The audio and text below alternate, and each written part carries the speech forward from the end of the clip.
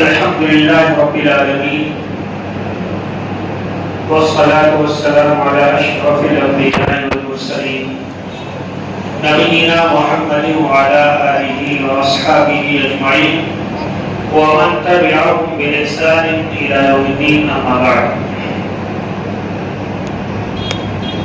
سامعین حضرات، آج کی تراویح میں چوتھے پارے کی مکمل تلاوت کی گئی. بہت سارے مسائل ہیں اس پارے کے اندر. سورہ آل عمران اس پارے میں ختم ہوتا ہے، سورہ نساء کی شروعات ہوتی ہے. سورہ نساء میں میراث کی بات کہی گئی، باقاعدہ پورا ایک پیج میراث کے تعلق سے ہے. تو اس بارے میں بہت اہم مسائل ہیں. سارے مسائل پہ بات تو نہیں کیا جا سکتا. میں جس موضوع پر بات کروں گا وہ سورہ نساء کی آیت نمبر 13 اور 14 ہے، یعنی محبت رسول. پہلے شاعر کا شعر سماعت فرمانے محبت رسول کے اوپر. اس کی قسمت میں کوثر کا دھارا نہیں، اس کی قسمت میں کوثر کا دھارا نہیں. اے رسول خدا جو تمہارا نہیں، رب نے فرما دیا صاف قرآن میں، جو تمہارا نہیں وہ ہمارا نہیں. گالیوں کے وزن دی دعا آپ نے، گالیوں کے وزن دی دعا آپ نے، بدلے پتھر کے پتھر سے مارا نہیں. اس کی قسمت میں کوثر کا دھارا نہیں.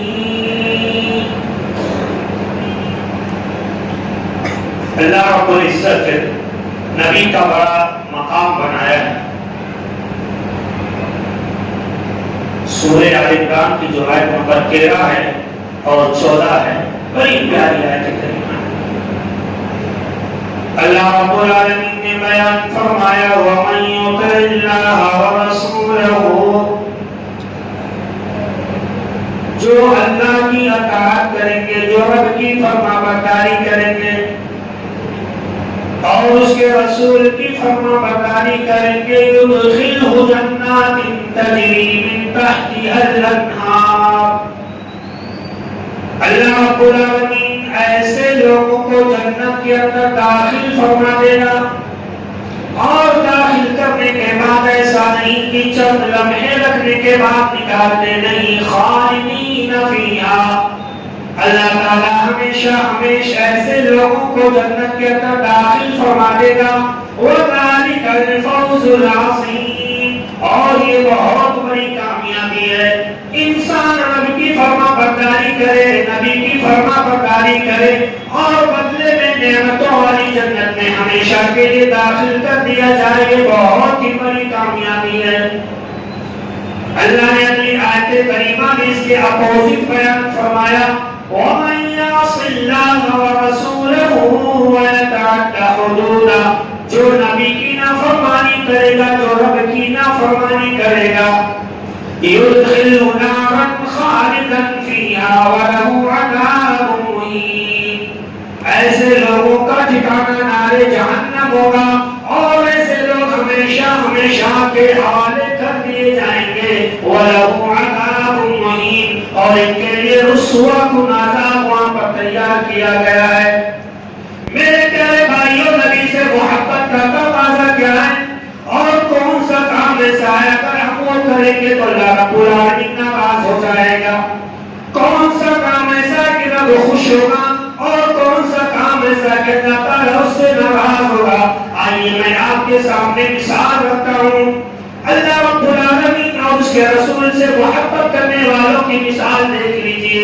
ابو بکر صدیق رضی اللہ تعالیٰ عنہ اسلام قبول کرتے ہیں۔ اللہ کے رسول مجھے اجازت دے دیجئے میں خانہ کعبہ میں جا کر کے کلمہ توحید بلند کرنا چاہتا ہوں، لوگوں کو یہ بتانا چاہتا ہوں کہ یہ مکہ والوں سنو، یہ جو تم ہزار معبودوں کی پرستش کرتے ہیں سارے کے سارے معبود باطل ہیں، یہ خدا اور رب نہیں ہو سکتے۔ اللہ کے رسول نے لاکھ سمجھایا، ابو بکر مانے نہیں، جا کر کے خانہ کعبہ کے اندر اعلان کر دیے لا الہ الا اللہ محمد رسول اللہ۔ اے مکہ والوں سنو، اللہ کے علاوہ کوئی معبود برحق نہیں اور محمد رسول اللہ اللہ کے نبی اور اس کے پیغمبر بنا کر کے اس کائنات میں بھیجے گئے۔ اے لوگ معبودان باطلہ کی پرستش کو چھوڑ کر ایک اللہ کی جانب آ جاؤ اور دنیا کے خداؤں کے سامنے سر جھکانے سے بہتر ہے نبی کے سامنے آ جاؤ اور ان کے ہاتھ پر بیٹھ کر وہ اسلام قبول کر لو۔ ابو بکر نے جو یہ کلمہ پکارا، مکہ والے ٹوٹ پڑے، اتنا مارا کہ ابو بکر بے ہوش ہو جاتے ہیں۔ صبح کا مارا ہوا ابو بکر شام میں ہوش آتا ہے، قبیلے والے آئے، رشتے دار آئے، ابو بکر کو بیدار کیا، ابو بکر کو جگایا، ابو بکر کی آنکھ کھلی۔ لوگوں نے کہا اے ابو بکر تم ایسا کام کیوں کرتے ہو کہ تمہیں اتنا مار دیا جاتا ہے؟ اے ابو بکر تم محمد کے دین سے بھیجا، اسی میں تمہاری بھلائی ہے۔ میرے پیارے بھائیوں، ابو بکر لوگوں کی بکواس سننے کے بعد ایک ہی بات کہتے ہیں، لوگوں تمہاری بکواس، تمہاری بات، مجھے یہ بتاؤ میرا محبوب کہاں ہے؟ تاجدار کائنات رحمت للعالمین کہاں تشریف فرما ہے؟ مجھے یہ بتاؤ۔ لوگ کہنے لگے ابھی پیٹے ہو، اتنا مارے گئے، بے ہوش تھے، کچھ ہوش نہیں تھا، ہم آئے تمہیں اٹھائے، تمہیں ہوش آیا اور پھر اٹھتے ہی اسی فادر کا نام لینا شروع کر دیا جس کے نام سے پیٹا گیا تمہیں، جس کی وجہ تمہاری مرمت کر دی گئی، تمہارے ہوش و حواس غائب ہو گئے، اٹھتے اسی کا نام تم نے لیا۔ ابو بکر کہنے لگے لوگوں مجھے بتاؤ محمد رسول اللہ کہاں پر ہے، میرے محبوب کہاں پر ہے؟ اللہ کے رسول کا پتہ معلوم کیا، اللہ کے رسول کے سامنے جاتے ہیں، نبی کریم صلی اللہ علیہ وسلم کا چہرہ دیکھنے کے بعد کہتے ہیں اے اللہ کے رسول، مکہ والوں نے مجھے بہت مارا، مجھے بے ہوش کر دیا تھا، لیکن میں نے جب آپ کا چہرہ انما دیکھا، آپ کی مبارک ہستی کو میں نے جب دیکھ لیا، سارا غم میرا دور ہو گیا۔ اے اللہ کے رسول، یہ میری آپ سے محبت ہے، آپ کی محبت نے میری دنیا کے سارے غم کو کم کر دیا، سارا غم ختم کر دیا۔ یہ کیا ہے؟ محبت رسول ہے۔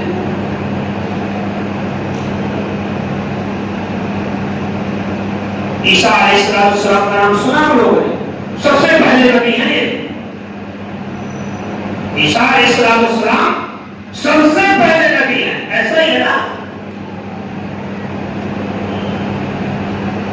یہ سیکنڈ لاسٹ نبی ہے، سب سے آخری نبی کا نام جناب محمد رسول اللہ، اور ان سے پہلے جو نبی آئے تھے ان کا نام عیسیٰ علیہ السلام۔ تو یہ سیکنڈ لاسٹ نبی ہے۔ ان کے ماننے والوں نے دیکھو کیسے محبت کی جاتی ہے، ان کے ماننے والوں نے پلان بنایا کہ عیسیٰ کو مار دیا جائے، قتل کر دیا جائے۔ بادشاہ وقت کو بھڑکایا گیا ان کے خلاف، بادشاہ وقت نے فیصلہ کیا کہ وہ پھانسی دے دی جائے، لٹکا دیا جائے۔ عیسیٰ علیہ السلام کو خبر ملی تو آپ نے کہا من انصاری الی اللہ، کون ہے جو میری مدد کرنا چاہتا ہے؟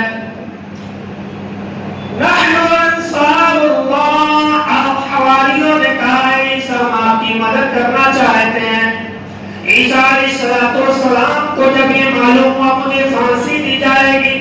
آپ نے اپنے حواریوں کو بلایا. 12 حواری تیار ہوئے. 12 حواری آئے جو عیسیٰ کی مدد کرنے کے لیے آئے. عیسیٰ علیہ السلام کے سامنے جب وہ لوگ آئے, عیسیٰ علیہ السلام سے پوچھا, عیسیٰ ہمیں کیا کرنا پڑے گا؟ حضرت عیسیٰ نے کہا, اے میرے دعوت کرنے والے میرے ساتھیوں سنو, تمہیں پھانسی دی جائے گی. تمہیں پھانسی دی جائے گی. پھانسی دی جائے گی. کوئی بات نہیں, آپ کی محبت میں ہمیں پھانسی کیا, ہماری بوٹیاں بھی کرتی جائیں تو آپ سے محبت کرنے والے مٹھی پر 12 لوگوں کی جماعت پیچھے نہیں رکھنے والے.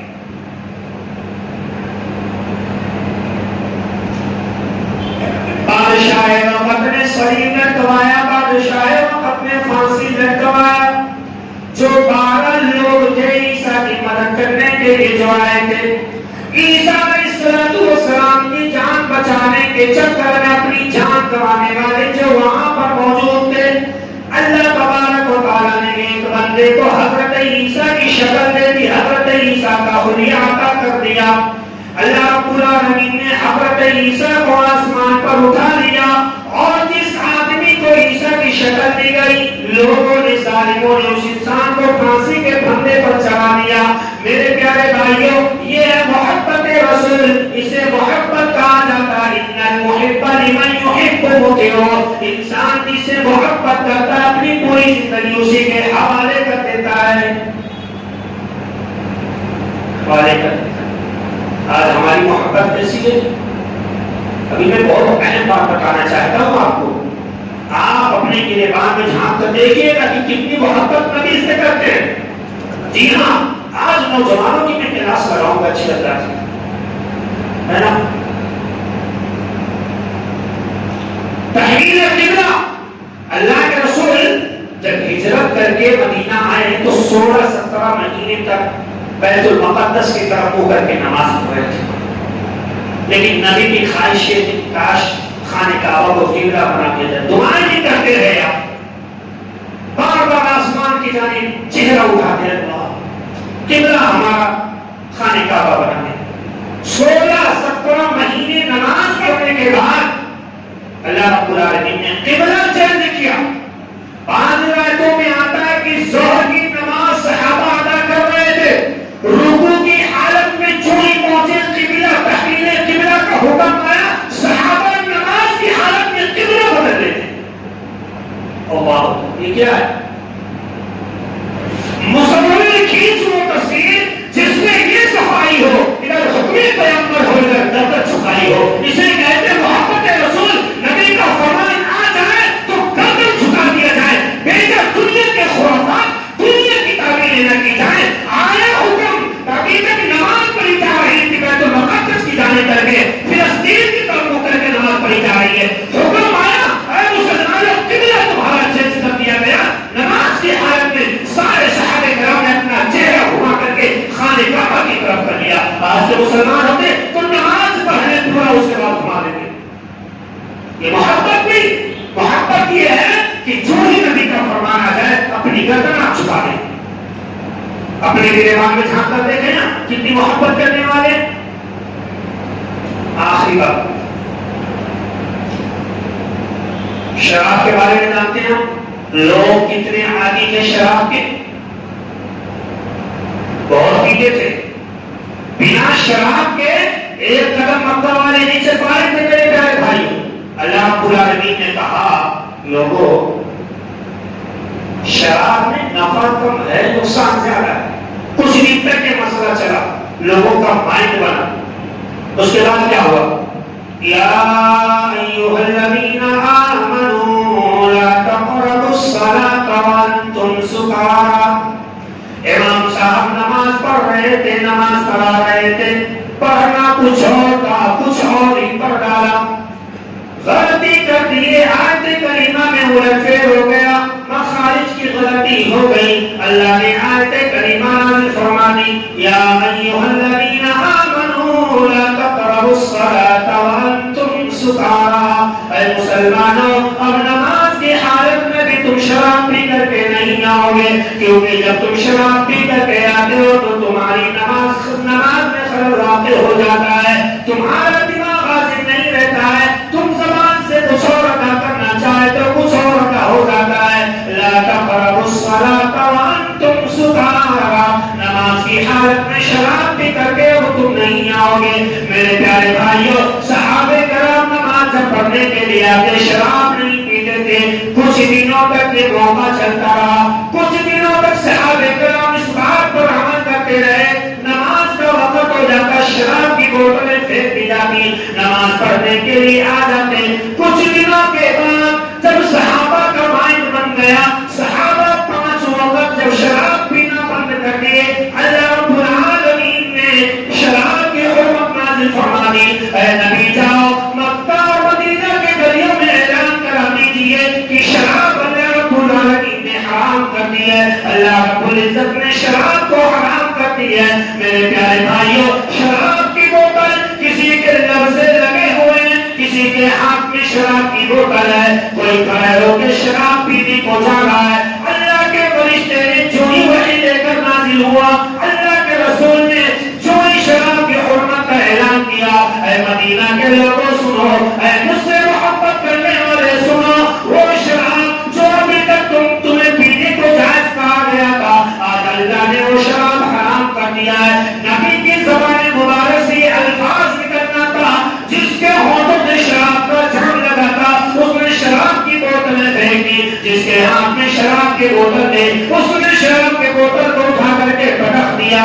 صحابہ کرام اپنے گھروں کو گئے، شراب کے جو مٹکے تھے، شراب کی جو بوتلیں رکھی ہوئی تھی، صحابہ کرام نے گھروں سے نکال کر شراب کی بوتلیں پھینکنا شروع کر دی۔ راوی حدیث صحابی رسول بیان فرماتے ہیں، نبی کے فرمانے کے بعد مدینہ کے گلیوں میں ایسا لگ رہا تھا کہ بہت ہی زیادہ بارش ہوئی ہو، مدینہ کے گلیوں میں شراب اتنا تیزی سے بہ رہا تھا، ایسا لگ رہا کہ اللہ تعالیٰ نے بہت زیادہ بارش برسائی ہو۔ میرے پیارے بھائیوں، محبت کسی کا نام ہے، نبی کا حکم آ جائے تو انسان نبی کے خلاف ساری چیزوں کو چھوڑ دے، نبی جو چیز کہہ دے وہ چیز اپنا لے، نبی جس سے منع کرتے اس سے رک جائے۔ اللہ کے رسول نے کہا، اے میرے صحابہ، تمہیں شراب پینے کی تو اجازت تھی، لیکن آج تمہارے رب نے منع کر دیا، اور شراب پینے کی تمہیں اجازت نہیں، شراب حرام کر دیا گیا۔ صحابہ نے جو ہی سنا شراب کی بوتلیں پھینک دی، شراب کی ہانیاں توڑ کر کے پھینک دی، مدینہ کے گلیوں میں سیلاب جاری ہو گیا۔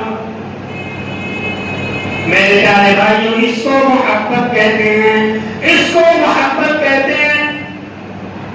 اب آئیے ذرا میں اپنے نوجوانوں کی خبر دے دیتا ہوں۔ آئیے میرے پیارے بھائیوں، اللہ کے رسول نے کیا بیان فرمایا ہے، ان العلماء ورثۃ الانبیاء، اے لوگوں سنو، علماء نبیوں کے وارث ہیں۔ کیا کہا؟ سب سننا، ایسا بھی خالی نوجوان سنیں، کیونکہ آپ لوگ کلمہ طیبہ پڑھنے والے ہو بھائی، ہے نہیں؟ سب سنو، ان العلماء ورثۃ الانبیاء، علماء نبیوں کے وارث ہیں۔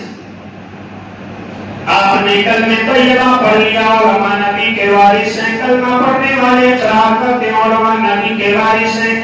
اس ٹکڑے کا مطلب کیا ہے؟ اللہ کے رسول نے اپنی حیات طیبہ میں کیوں بیان فرمایا علماء میرے وارث ہیں؟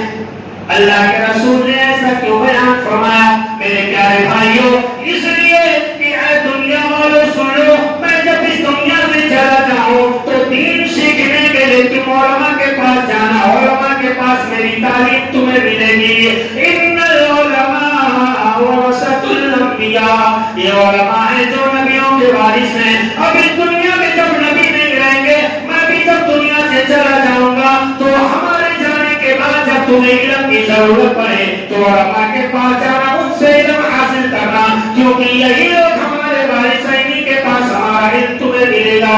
میرے پیارے بھائیوں، نوجوان دیکھو کتنا تیزی سے انحراف کا راستہ اختیار کرتے ہوئے جا رہا ہے۔ تمہارے نبی، میرے پیارے بھائیوں، میں ہمارے نبی نہیں کہوں گا، تمہیں میں احساس کرانا چاہتا ہوں، تمہیں میں احساس دلانا چاہتا ہوں کہ دیکھو تمہارے نبی نے کیا کہا، ان العلماء ورثۃ الانبیاء، علماء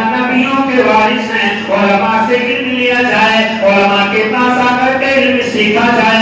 آج تم کس کے بیانات سنتے ہو, آج تم کس کی تقاریر سنتے ہو, آج تم کس کے خطبہ سنتے ہو, آج تم کے لوگوں کی تقاریر وغیرہ سنتے ہو, آج کے لوگوں کے پاس جا کر علم حاصل کرتے ہو.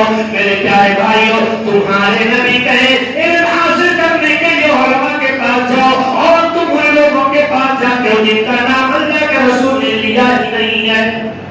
اسٹیشن پر آپ جائیں گے, وہاں پر الارم بجتا ہے, کرپیا لاوارث وستوؤں سے ساودھان, کچھ بھی ہو سکتا ہے. بجتا کہ نہیں لاوارث وستوؤں سے ساودھان؟ ارے بجتا کہ نہیں اسٹیشنوں پہ, بجتا ہے نا اسٹیشنوں پہ, لاوارث وستوؤں سے ساودھان, کچھ بھی ہو سکتا ہے وہاں پہ. نبی نے علماء کو وارث کہا ہے, تو ہم علماء سے نہیں حاصل کرتے ہیں. ارے ان لوگوں سے حاصل کرتے ہیں جو لاوارث ہیں,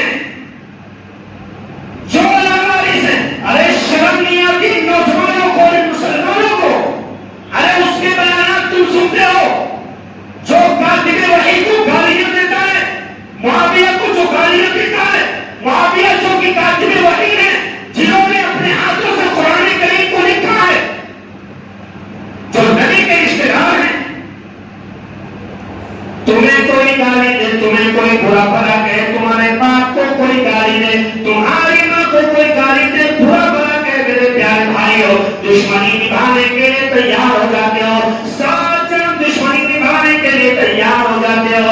نبی کے رشتے دار کو گالی دینے والے کو تم عزت دے رہے ہو, آج اسی کی تقریر سن کر تم دین اسلام سے انحراف کرتے جا رہے ہو. نبی کے صحابہ کو گالی دینے والا آج تمہاری نظروں میں اتنا اونچا مقام حاصل کر چکا ہے کہ تم اس کے سامنے علماء کی طرح کر نہیں کرتے. اس نے جو کہہ دیا تم وہی بات اپنا لیتے ہو, اور نبی کی توہین کرنے والوں کو تم نے اتنا عزت دے دی ہے کہ نبی کے رشتے داروں کی کوئی ویلو نہیں رہ گئی ہے. نبی کے رشتے دار ہیں, کاتب وحی ہیں, نبی کے صحابہ ہیں, لیکن جب ان کو کوئی گالی دیتا ہے اسی کے بیانات سنتے ہیں. سنتے کہ نہیں سنتے؟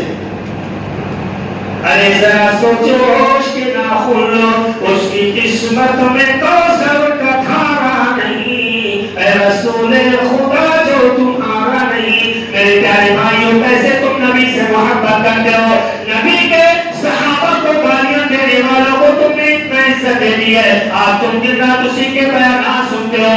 میرے پیارے بھائیوں, جس کا عقیدہ یہ ہے کہ اللہ کے رسول کو ماننا ضروری نہیں ہے, آج تم اس کے بیانات سنتے ہو. جس کا عقیدہ یہ ہے کہ کتے بلی چھچھتر میں اللہ تعالیٰ موجود ہے, آج تم اس کے تقاریر کو سنتے ہو. نبی کے دین کو مٹانے والوں کے بیانات کو آج تم سنتے ہو. ان العلماء ورثۃ الانبیاء, اللہ والوں سنو, لاوارثوں سے علم حاصل مت کرو, ان کے بیانات کو مت سنو. کہاں جا رہے ہو؟ کچھ سمجھ آئے گا؟ لاوارثوں کے پاس جاؤ گے تو تم ملائک ہو سکتا ہے. جی ہاں, ان العلماء ورثۃ الانبیاء, علماء کے علاوہ جتنے ہیں غیر سب لاوارث ہیں, ان سے نہیں لیا جا سکتا جس کا منہج ہی نہ پتا ہو.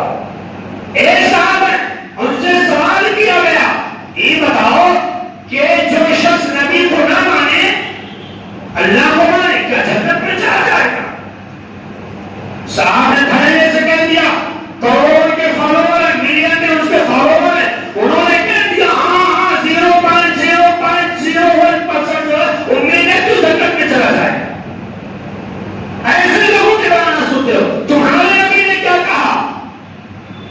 تمہارے نبی نے کہا اگر میں زندہ ہوں, اگر موسیٰ بھی آ جائیں تب بھی ان کو میری پیچھے چلنا پڑے گا. اور سنو, میرے دنیا سے چلے جانے کے بعد, دنیا سے میرے چلے جانے کے بعد جس کو بھی میرے بارے میں معلوم ہو جائے, اگر وہ مجھ پر ایمان نہیں لاتا ہے تو جنت اللہ اس پر حرام کر دے گا. اور آپ تو اس کی تقریر سنتے ہو, جو کہتا ہے نبی کو نہ مانے وہ بھی جنت کا حقدار ہے. ایک صاحب کہتے ہیں کل میں, چھچھتر میں, بلی میں, ہر انسان میں, ہر جگہ اللہ موجود ہے. علم کے اعتبار سے, صفت کے اعتبار سے نہیں, اللہ کی ذات سب کے اندر حلول کر چکی. تم ایسے لوگوں کے بیانات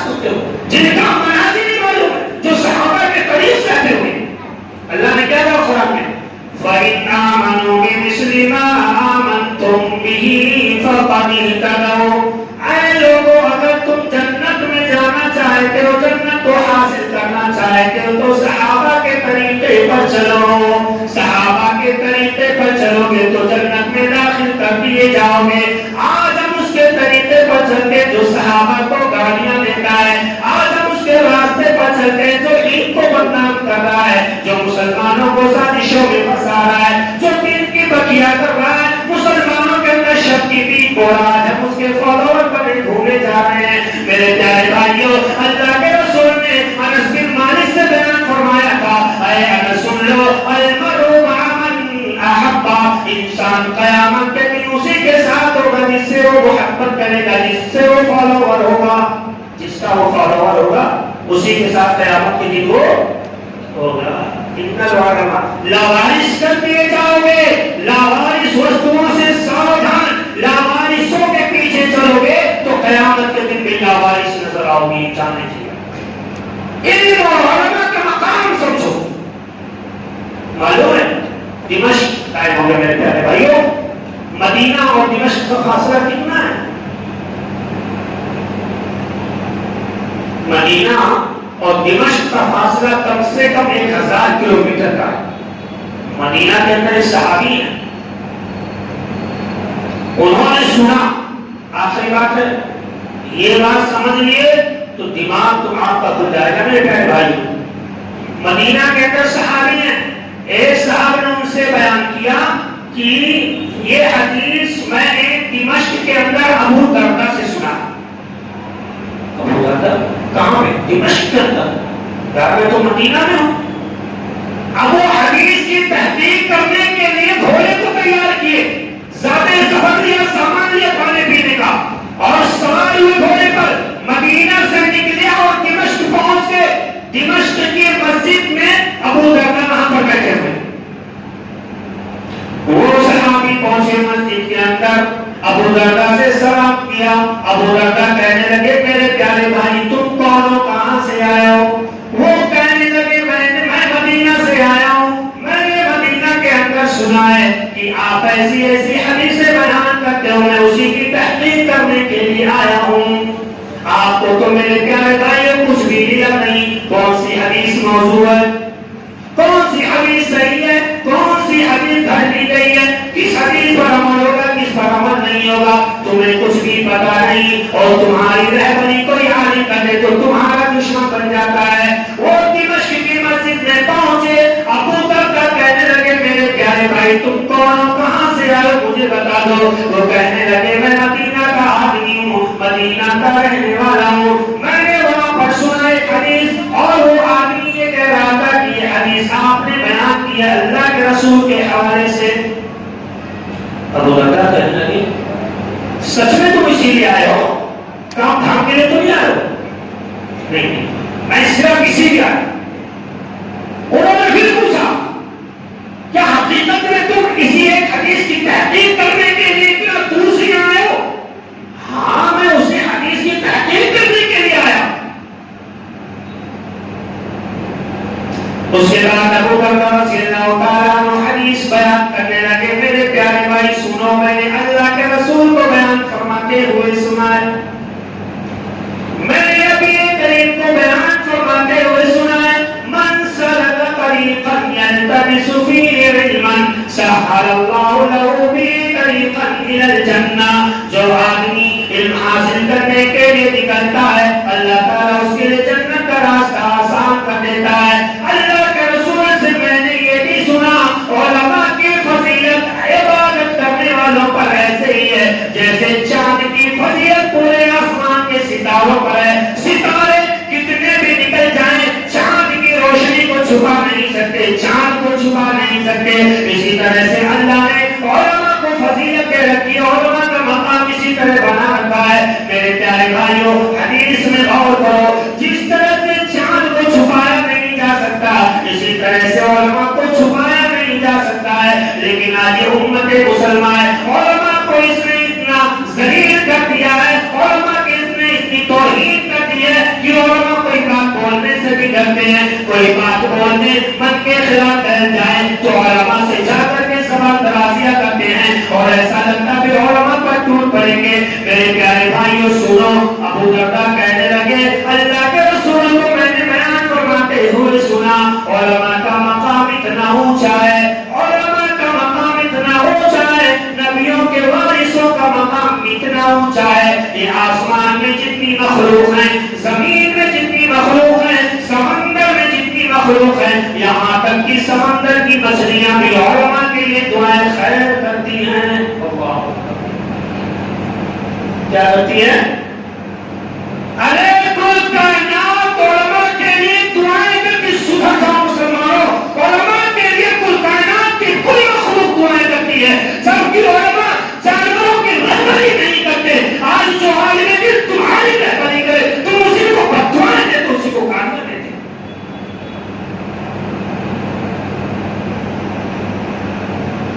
کل کائنات کی مخلوق علماء کے لیے دعائیں کر رہی ہے، جو تمہیں کلمہ توحید کا معنی بتائے، جو تمہیں نماز کا طریقہ بتائے، جو تمہیں زکات کے مسائل سمجھائے، جو تمہیں حج کا طریقہ بتائے، جو تمہیں نبی کا نام لینا سکھائے، جو تمہیں کھانے کا آداب بتائے، جو تمہیں باتوں اور ٹوائلٹ میں جانے کا طریقہ بتائے، آج تم اسی کو گالیاں دیتے ہو۔ میرے پیارے بھائی یاد رکھیے، علماء کو اگر آپ گالیاں دیتے ہیں، علماء سے زبان درازی کرتے ہیں، تو یہ جان لیں کہ علماء کو نہیں بلکہ آپ اللہ اس کے رسول کو گالیاں دیتے ہیں، کیونکہ یہ علماء نبی کے مہمان اس دھرتی پر، علماء یہ نبی کے وارثین ہیں۔ نبی دنیا میں نہیں رہے لیکن نبی کی تعلیم کو لے کر آگے بڑھنے والے اور امت کو سکھانے والی علماء ہیں۔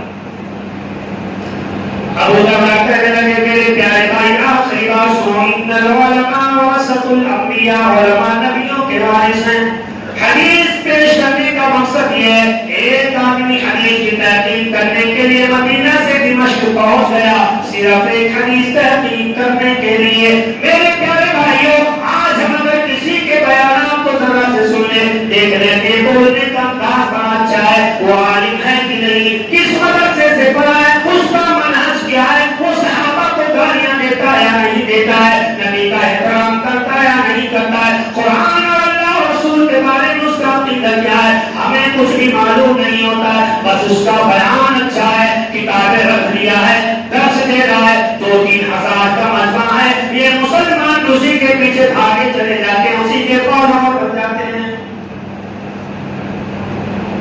اصلاح کرنے کی ضرورت ہے میرے پیارے بھائیوں، اگر ہم اور آپ اصلاح نہیں کریں گے تو جانتے ہیں ہماری نیت ڈوب جائے گی۔ یہ محبت نہیں ہے، اگر محبت کرتے ہو نبی سے تو علماء کے دامن میں آؤ، علماء کے پاس آؤ، کیونکہ یہی نبی کے وارث ہیں۔ اگر علماء کے ساتھ نہیں رہو گے، علماء سے کٹ جاؤ گے تو لاوارثوں کے پاس چلے جاؤ گے، اور جب لاوارثوں کے پاس جاؤ گے تو تمہارا عقیدہ بگڑ جائے گا، جب تمہارا عقیدہ بگڑ جائے گا تو میدان حشر میں تم بھی لاوارث کرتے جاؤ۔ یہ محبت نہیں، محبت تو یہ نبی نے کہا علماء نبی کے وارث ہیں، علماء نبی کے وارث ہیں۔ اگر ہم محبت کرنے والے ہیں تو وارثوں کے پاس آئیں۔ یہ کون سی محبت، یہ کون سی محبت؟ نبی کہے لوگوں تمہارے وارث، ہمارے وارث علماء، ان کے پاس آؤ۔ ہم اور کیا کہتے ہیں؟ نہیں، ہمیں ضرورت نہیں، ہم لاوارثوں سے حفاظت کریں۔ نبی نے علماء کے بیانات کو سنو، علماء نبیوں کے وارث ہیں، تم کیا کہتے ہیں؟ نہیں، یہ علماء کے بیانات نہیں سنا، یہ فلاں ٹھکانا بہت اچھی تقریر کرتا ہے۔ اسلام کی زبان میں نازل ہوا، عربی میں نازل ہوا، جس کو عربی کے عین سے واقفیت نہیں ہے، جس کو کچھ پتہ ہی نہیں ہے، اس کے بیانات سنتے ہیں۔ اللہ اکبر، اللہ اس قوم پر رحم فرمائے۔ میرے پیارے بھائیوں، نوجوانوں، ابھی بھی وقت ہے، درست کر لو نشے من اپنا، ورنہ یہ قوم اجالے کو طرف جائے گی۔ اگر اپنی اصلاح نہیں کرو گے تو پھر یہی ہوگا، رب نے فرما دیا صاحب قرآن میں، جو تمہارا نہیں وہ ہمارا نہیں۔ سمجھے؟ اللہ رب العالمین سے دعا کرتے ہیں مولا کریم ہم تمام مسلمانوں کو نبی کریم سے سچی محبت کرنے کی توفیق عطا فرما، اور علماء کے ساتھ جڑ کر کام کرنے کی توفیق عطا فرما، علماء کا احترام کرنے کی توفیق عطا فرما، علماء کے نبی کے وارثین کا اور نبی کے مہمانوں کا، علم دین پھیلانے والوں کا ساتھ دینے کی توفیق عطا فرما۔ اللہ رب العالمین ہماری ساری عبادتیں قبول فرما، ساری نیکیاں قبول فرما، سارے گناہ معاف فرما، آمین۔ تو ہمارے نبی البلاغ المبین۔ والسلام علیکم ورحمۃ اللہ وبرکاتہ۔